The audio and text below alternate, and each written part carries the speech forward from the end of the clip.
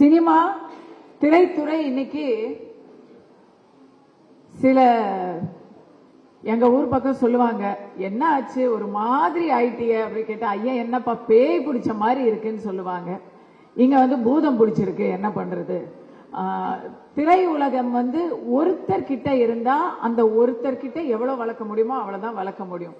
ஊர்கிட்ட இருந்தா அதோடைய வளர்ச்சி இன்னும் நன்றாக பரிணமிக்க முடியும். அதனால திரைத்துறை ஒரு சாராரிடம் மட்டும் சிக்கி இருக்கக்கூடிய திரைத்துறையை பலவர்க்கும் மீண்டும் கிடைக்குமாறு செய்ய என்னெல்லாம் பண்ண முடியுமோ அதெல்லாம் நம்ம கூடி நீங்க சிவா சார் நீங்க தான் சொல்லணும். திரைத்துறையை விடுவிக்கிறதுக்கு என்ன வழி அப்படிங்கறத ஒண்ணுமில்லை. இன்னைக்கு ஒரு சின்ன படம் எடுக்கணும்னா தமிழ்நாட்டில் முடியாது. ஒவ்வொரு ஸ்டேட்ல இருந்து ஒவ்வொரு சூப்பர் ஸ்டாரை வச்சாதான் படமே எடுக்க முடியும்.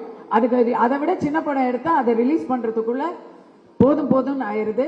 அப்போ ஒரு நல்ல படைப்பாளர்களை எப்படி அடையாளம் கண்டுபிடிக்கிறது, அவங்களுடைய படைப்புகளை எப்படி நம்ம மக்கள் பார்க்க தயாரா இருக்காங்க, மக்கள் வரவேற்க தயாரா இருக்கிறாங்க.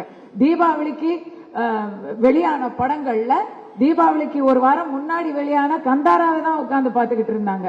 ரொம்ப அதனால நல்ல படம் எங்க இருந்தாலும் அதை தமிழர்கள் தமிழகத்துல வரவேற்க தயாரா இருக்கிறாங்க.